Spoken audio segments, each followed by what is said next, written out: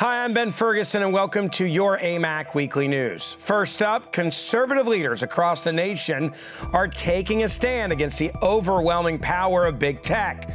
Tech has gone so far that Twitter even censored Christian organizations, including Focus on the Family this past week.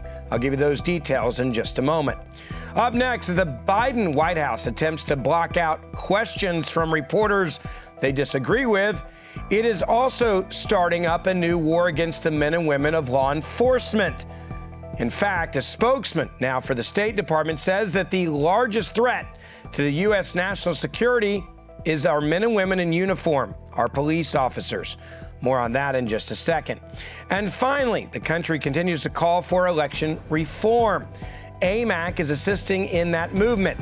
AMAC ACtion Senior Vice President Andy is here to give us an update on a major meeting this week, which could change the way that the integrity of our vote and how it's counted in different states is applied.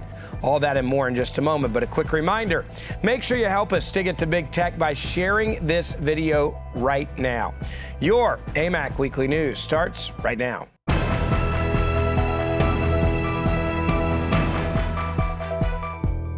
As big tech has become more and more powerful in this country, we are quickly losing more and more of our basic freedoms and rights. It seems like we hit rock bottom when big tech tried to cancel President Donald Trump by blocking him from every site pretty much on the planet. It also seemed like rock bottom when big tech decided to take down Parler because it didn't fit with the liberal narrative that they mandate that you actually have on your platforms.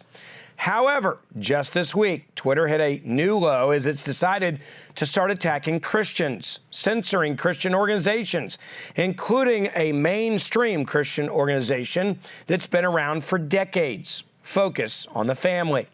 Focus on the Family has a publication called The Daily Citizen, and Twitter locked its account for allegedly violating the rules against posting what they refer to as hateful content. Now, you've got to ask the question, Focus on the Family? Hateful content, really? Well, that's what they accuse them of. Now, the Daily Citizen tweeted a quote on January the 19th from one of its articles acknowledging that the Biden administration appointed a transgendered woman to serve as Assistant Secretary for Health at the Department of Health and Human Services. The tweet was very simple. It read, quote unquote, Dr. Levine is a transgender woman. That is a man who believes he is a woman. That is the entire tweet. And that's all it took for Twitter to restrict the account of a Christian organization. It doesn't matter that the organization explained it was only trying to define the term transgendered woman accurately to the readers. Upon appeal, Twitter refused to reverse its decision. Now, at the same time, Twitter chose not to remove pornographic images and videos of a teenage sex trafficking victim, citing that an investigation into the material, quote, didn't find a violation of the company's policies. This is the reality of what we are living with in this country right now. A reality where teen sex trafficking is more acceptable on Twitter than the posting of the definition of what a transgender woman is. Thankfully, we are finally seeing conservative leaders that are willing to stand up for Americans in this battle against the big tech takeover. One of the biggest advocates for conservative voices to not be censored in this country is Florida Governor Ron DeSantis. And this week, he did much more than just talk. DeSantis actually vowed to punish big tech when they specifically target conservative and Christian organizations. Take a look at his announcement at the State House.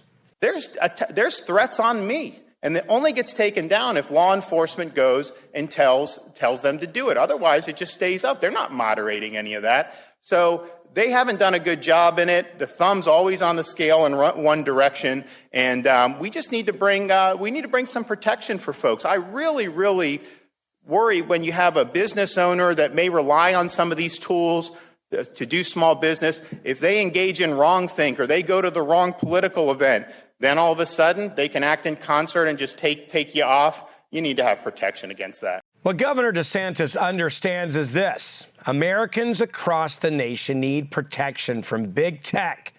And we aren't able to get that protection because big tech runs the internet. That means big tech decides who succeeds and who fails. Now, our founding fathers are rolling in their graves over what they're seeing in this country.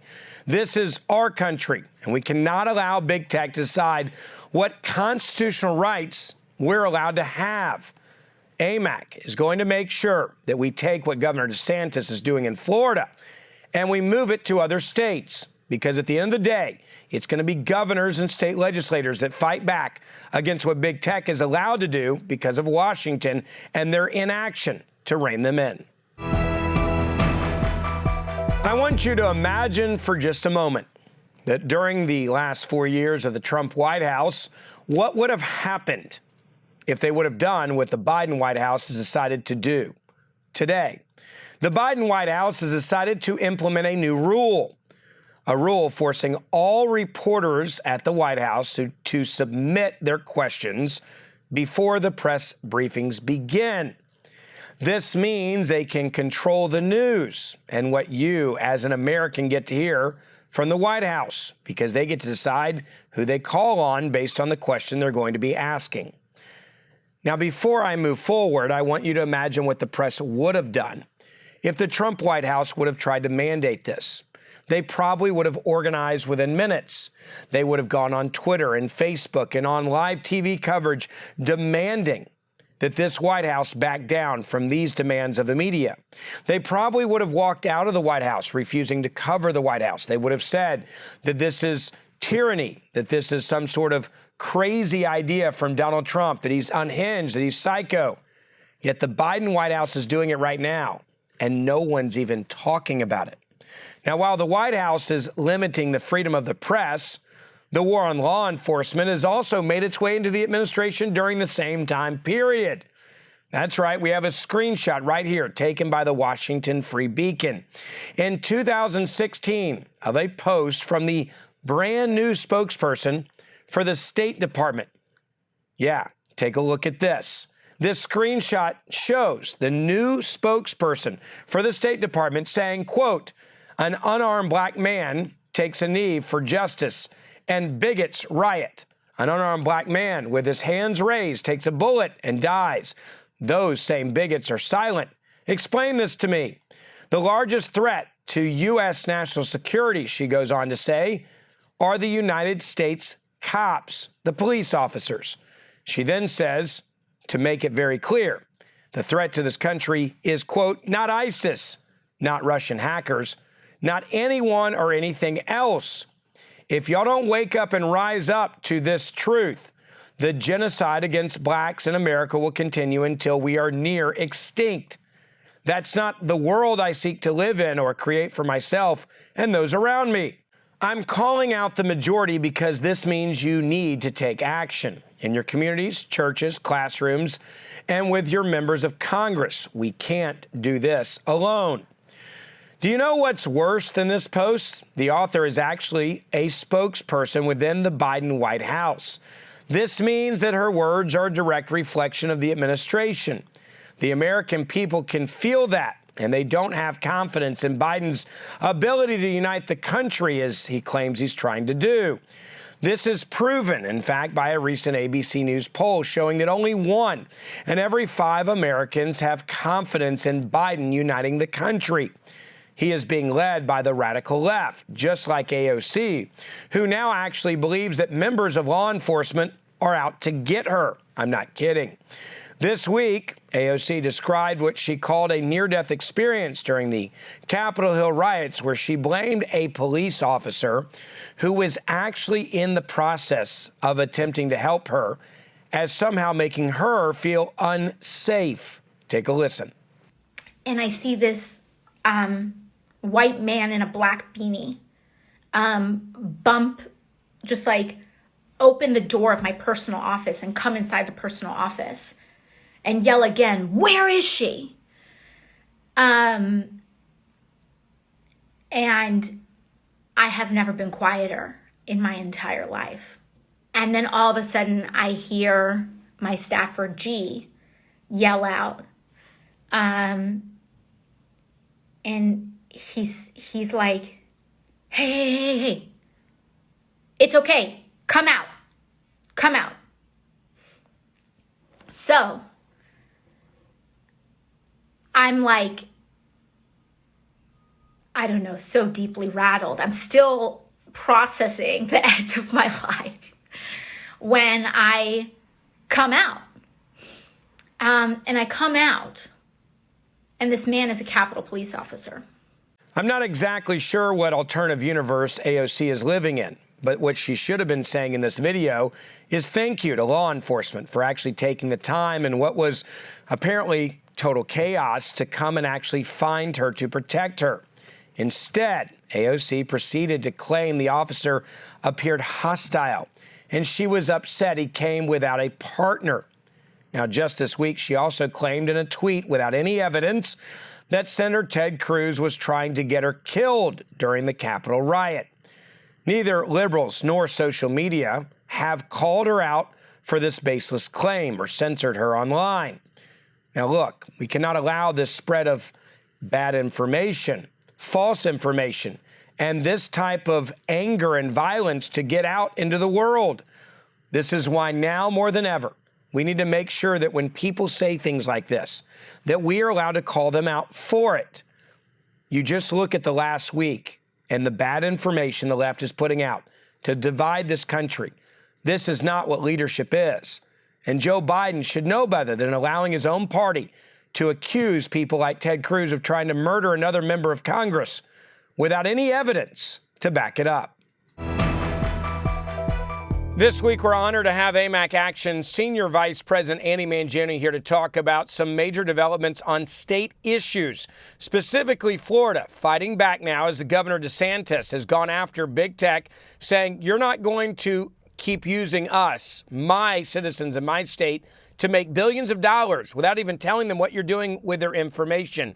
He also had some things to say about politics moving forward in Florida and big tech's involvement. Andy, this is what AMAC has been preaching now since really November, that we are going to have to fight back on a state-by-state issues, and state-by-state, we're going to have to fight back against what they're not doing in Washington, D.C., that Democrats now control the House, the Senate, and the White House. Governor DeSantis should be getting high fives and phone calls, I would argue, from every governor in America after what he just did. Your thoughts? Well, I agree with you completely. Let's talk about what AMAC members want. They've been very, very vocal in their opposition to having their voices censored on big tech platforms like Facebook, like Instagram, and the other ones. And they made it very clear to us that they want us to fight back. And you're right. Ground zero for this fight will be the states. AMAC ACtion is taking a look at several issues, and again, all dictated by the membership with what we can do to formulate a plan to fight back and how we can assist. Perhaps what's happening in Florida should be templated and spread throughout the country, and we've got the advocacy network in place to do just that, Ben. It's not just words from Governor DeSantis. He has actually made this announcement at the state assembly. He apparently has the votes to do this, and he is going to start fining big tech if they're not in compliance in the state of Florida, or you can pretty much get out of our state, is what he's saying. If you want our citizens, if you want access to one of the largest group of citizens in any state in America, you're going to have to play by these rules. And if you don't, we're going to fine you so much money every day that you will not be able to operate in our state. They're being deplatformed in a sense, like they're deplatforming the voices of conservatives or demonetizing platforms like YouTube does to conservatives. I hope this gets their attention, Ben, because it's long overdue. Well, other governors better get on board, and AMAC is going to be making sure that other governors are having to answer questions if they don't act the way that Florida is on exactly what they're doing. I want to shift gears real quick to something else that I want everyone to be aware of. You actually had a really important meeting with the Kentucky Secretary of State. Can you update everybody on why this meeting was so important and how this could have ramifications all over the country? Well, the Kentucky Secretary of State's name is Michael Adams, and I had a great meeting with him. What I wanted to do was learn what he's done to clean up the voter rolls and also ask for his guidance as AMAC ACtion crafts our state election integrity initiative. Now, Secretary Adams is using the National Voter Registration Act of 1993 aggressively and proactively, Ben, to clean up the Kentucky voter rolls. What he does? Send a letter to a person who's registered in 2 different jurisdictions to remind them that in the Commonwealth of Kentucky, it's a felony to knowingly be registered in more than one place, and it's also a felony to vote in Kentucky if you're registered in another state. But Ben, he's got a solution. If the recipient gives their permission, Secretary Adams will remove them from the Kentucky rolls, and there's no problem. He's been very successful with this method, and he's allowed us at AMAC ACtion to share his process with our advocates so they can share it with other secretaries of state if they're not doing this already. Our advocates, Ben, will also visit with state legislatures across the country to present sample legislation in order to codify election reforms into law. Again, we're grateful to Secretary Adams for sharing the legislation the Kentucky legislature is currently considering for us to use to present as a potential bill for other states. Very productive meeting. We're going to walk out with a great plan to engage our AMAC ACtion advocates to go on the state level and fight for election reform. You know, it's amazing how simple and how much common sense is involved in what they're doing in Kentucky. This is not reinventing the wheel. This is just simply looking at the reality of a situation that people move all the time, and they may not realize that they're registered in 2 states, and we need to fix this problem, as you put it, as a felony. But we're going to help you fix it quickly, and this is part of why it's so important that you understand what's now going on in the state in which you live. State politics right now, I would argue, actually matters more than what's going on in Washington, because if you're a conservative, they're not listening to any of us in Washington, D.C. right now. So the way that we need to spend our time and focus and resources to fight back is on the state level, which is exactly why we got to look at states like Florida and what they're doing and then apply it in other states. We got to look at what they're doing in Kentucky with a conversation that you just mentioned and apply it to other states where other members live. And that really is going to be our key to success moving forward. That's exactly right, Ben. The success of this battle will be fought at the state level, and we're up for it. Andy, I really appreciate everything that you guys are doing at AMAC ACtion. Obviously, so many of our members are going to be getting updates from you, and we'll have you back here again real soon. Thank you, Ben. That's it for this edition of your AMAC Weekly News. Most important, help us fight big tech by sharing this video right now. We want to make sure that the majority of people that are your family and your friends and your network know what's going on at AMAC. If you haven't joined AMAC or renewed your AMAC membership, also make sure you do that right now. It's more important than ever for every one of us to be in the fight so that we are protecting our First and our Second Amendment rights like never before. I'm Ben Ferguson, and I'll see you back next week for our next episode.